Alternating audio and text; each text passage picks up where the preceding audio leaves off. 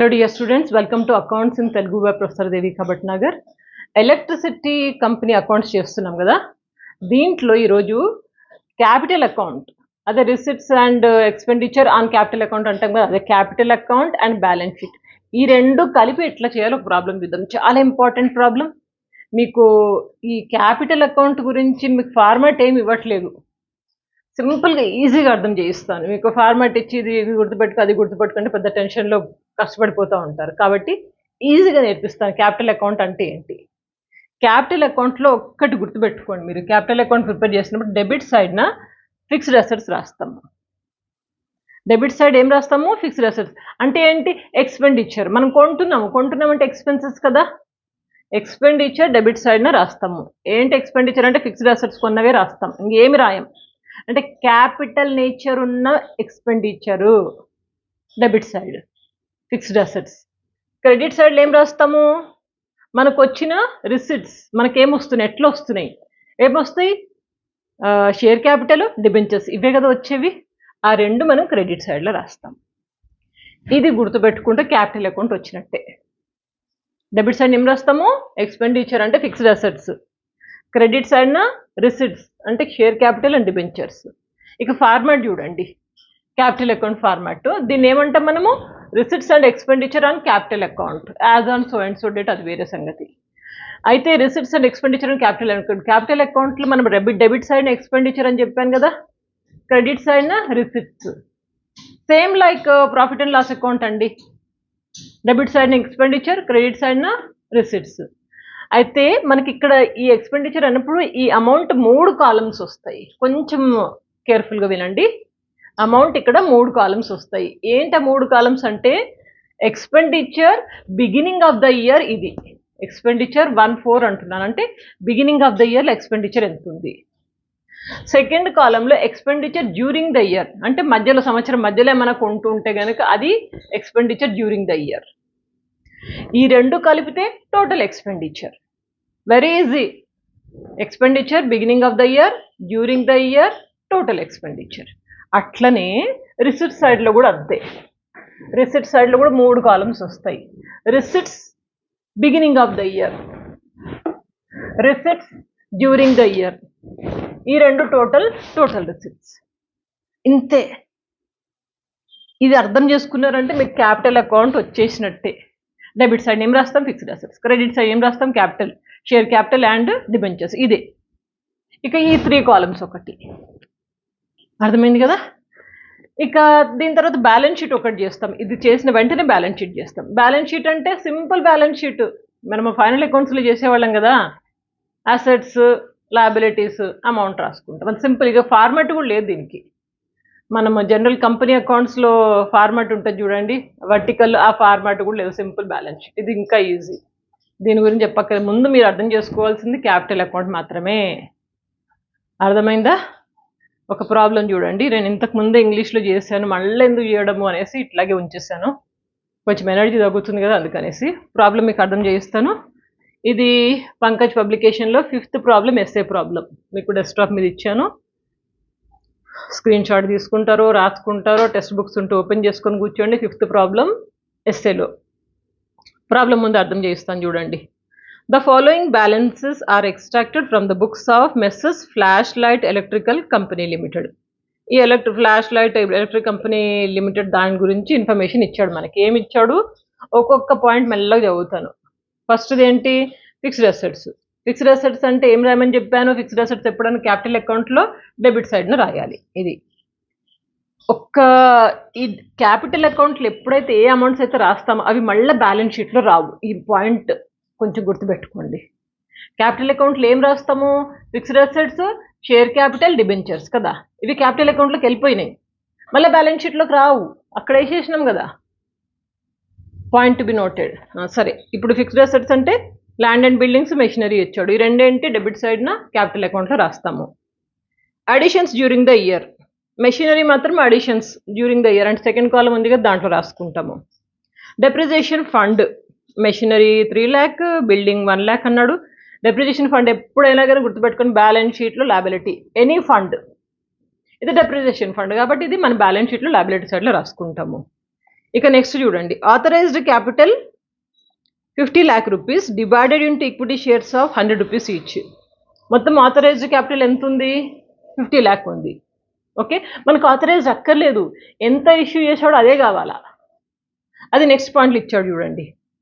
Issued and fully paid 20,000 equity shares of 100 each.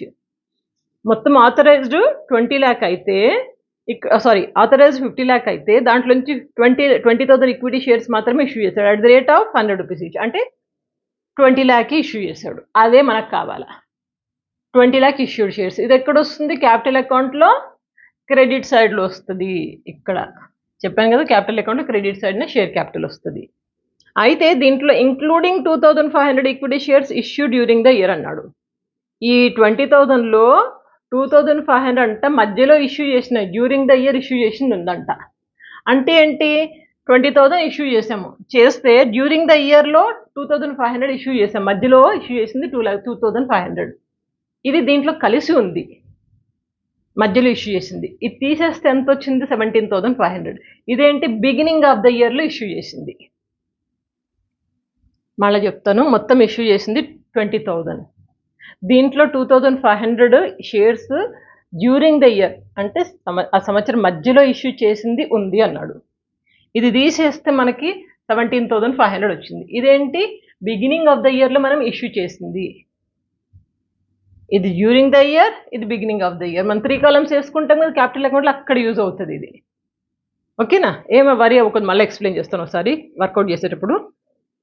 ఇక next ఏంటి? 7.5% debentures 10 lakh rupees secured by charge on fixed assets. Debentures ఏం చేస్తాము? Credit side నా capital అకౌంట్లో. ఇక next చూడండి, ఈ పాయింట్ చాలా ఈజీ. మనకి జనరల్ ఫైనల్ అకౌంట్స్ ఎట్లా చేస్తాం అట్లనే.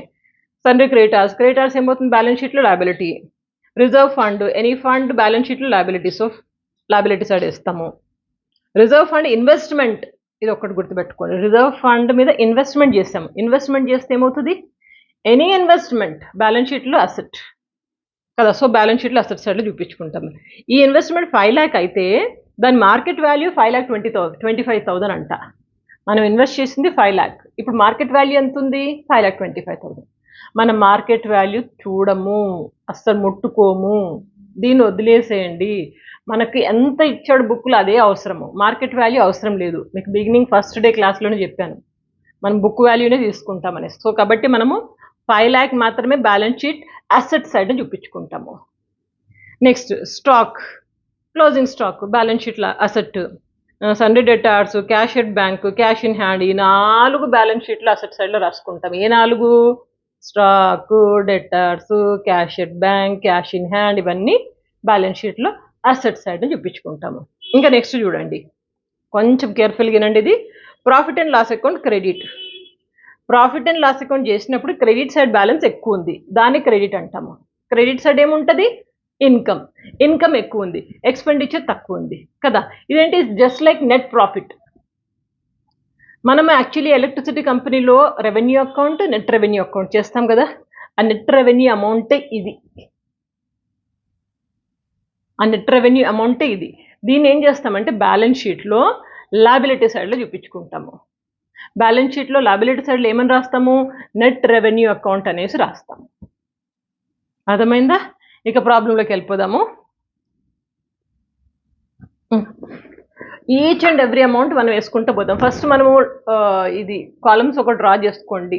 Table receipts and expenditure on capital account for the year ended. ఫస్ట్లో అన్నాడు కదా 1/1/2004 అన్నాడు కదా, అది బిగినింగ్. అంటే ఎండింగ్ ఏమవుతుంది? 31st December 2004. అంటే వీళ్ళేంటి? క్యాలెండర్ ఇయర్ ఫాలో అవుతున్నారు, గుర్తుపెట్టుకోండి. ఓకే, సో కాలమ్స్ తెలుసు కదా. ఎక్స్పెండిచర్ రాసాము, and expenditure up to 1/4/2004 beginning. Expenditure beginning of the year అని కూడా రాసుకోవచ్చు. ఇది expenditure during the year total. అట్లాగే ఇక్కడ కూడా receipts beginning of the year అంటే 1/4/2004, receipts during the year and total receipts. ఈ కాలమ్స్ వేసుకున్నాం. బ్యాలెన్స్ షీట్ కూడా సింపుల్గా అసెట్స్, లయబిలిటీస్ అని ఈ కాలమ్స్ రాసుకున్నాం. ఇక అమౌంట్ మనం డైరెక్ట్గా పోస్ట్ చేసుకుంటూ వెళ్ళిపోవచ్చు. మీకు చెప్తూ ఉంటాను చూడండి, ఏం కన్ఫ్యూజన్ లేదు, చాలా easy. Fixed assets land and building. Fixed assets ఏం చేయమని చెప్పాను, డెబిట్ సైడ్ కదా ఎక్కడ, క్యాపిటల్ అకౌంట్లో. సో క్యాపిటల్ అకౌంట్లో ఫస్ట్ మనం రాసాం ల్యాండ్ అండ్ బిల్డింగ్ ఎంత, ఇది 10 lakh రూపీస్. 10 lakh రూపీస్ ఇక్కడ వేసుకున్నాం. అట్లాగే మెషినరీ అన్నాడు, మెషినరీ ఎంత 15 lakh కదా, 15 lakh ఇక్కడ వేసుకున్నాము. తర్వాత additions during the year, additions దేనికి ఉన్నాయి, మెషినరీకి మాత్రమే ఉన్నాయి. ఎంత, 3,50,000 ఇక్కడ వేసుకున్నాం, 3,50,000. ఓకేనా.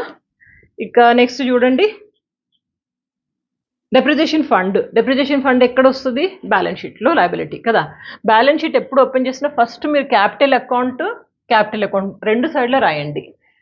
అంటే ఈ క్యాపిటల్ అకౌంట్ నుంచి వచ్చిన రిసిప్ట్స్ ఏమో ఇక్కడ రాస్తాము, అక్కడ ఉన్న ఎక్స్పెండిచర్ ఏమో ఇక్కడ రాస్తాం. ఈ రెండింటికి స్పేస్ వదలండి, ఈ రెండింటికి స్పేస్ వదిలి తర్వాత ఇక ఏముంటే అవన్నీ రాసుకుంటూ వెళ్ళిపోదాం.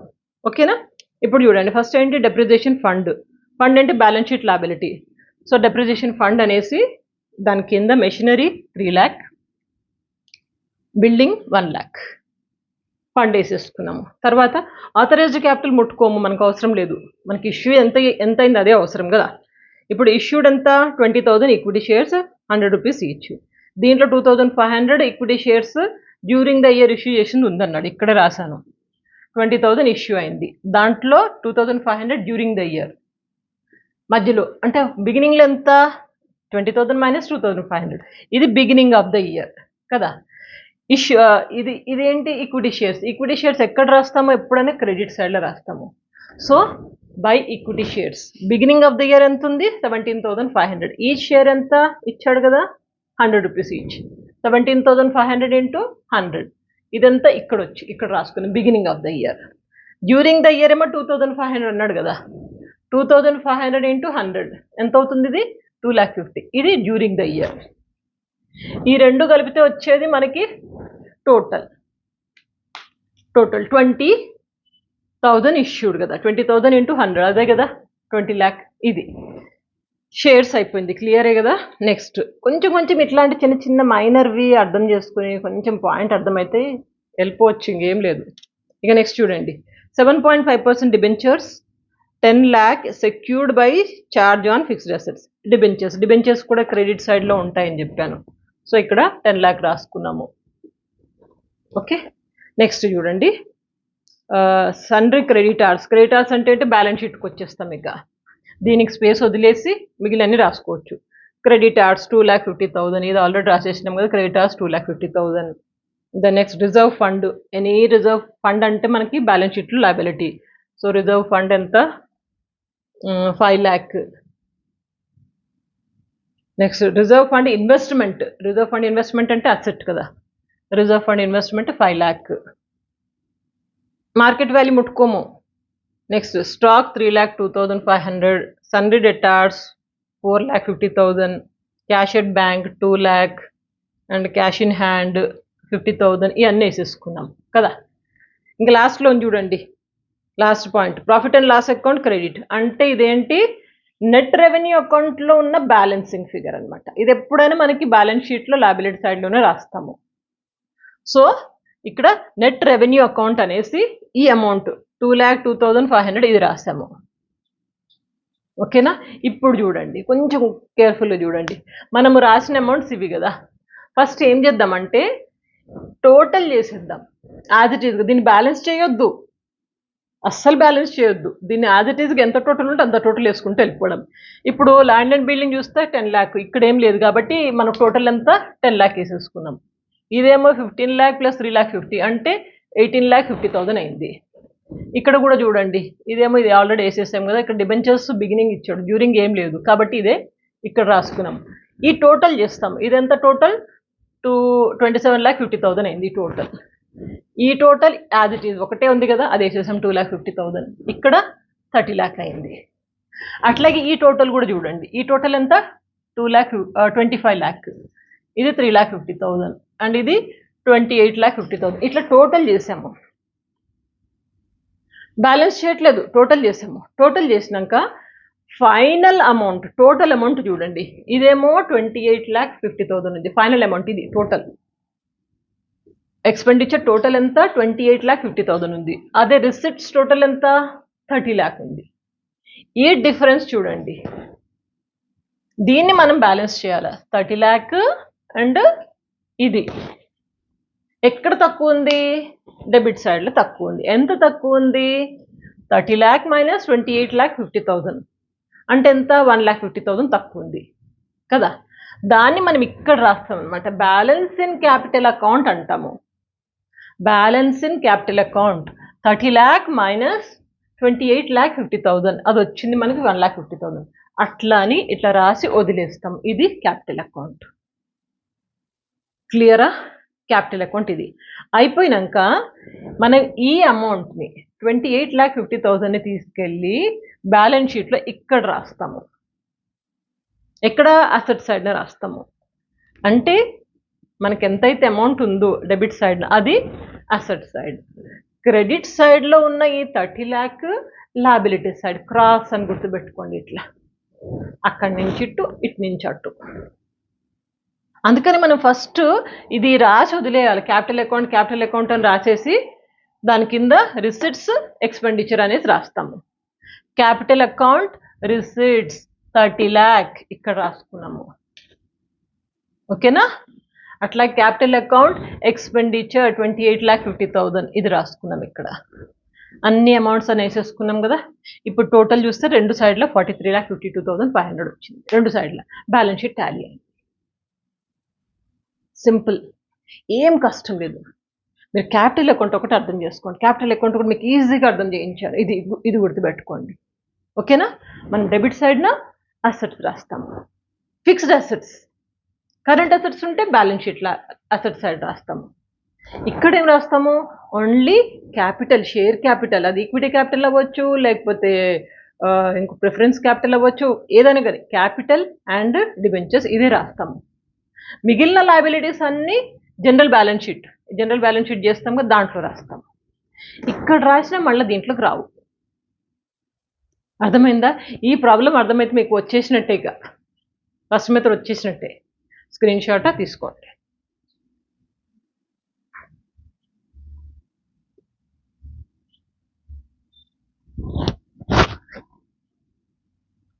సేమ్ ప్రాబ్లం చూడకుండా వర్కౌట్ చేయండి.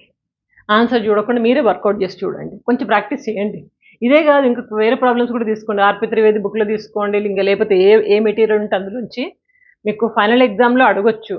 క్యాపిటల్ అకౌంట్ బ్యాలెన్స్ షీట్ చేయండి అని అడగొచ్చు. లేకపోతే 4 చేయమంటాడు, 3 అకౌంట్లు బ్యాలెన్స్ షీట్ చేయమంటాడు. 3 అకౌంట్లు ఏంటి? Revenue account, net revenue account, capital account, తర్వాత బ్యాలెన్స్ షీట్. ఈ 4 చేయమని కూడా అడగొచ్చు. ఆ 4 కలిపి నెక్స్ట్ క్లాస్లో మనం ఒక ప్రాబ్లం వర్కౌట్ చేద్దాం. ప్రాక్టీస్ మీరు బాగా చేయాలా. ఎంత చేస్తే అంత బాగా వస్తుంది.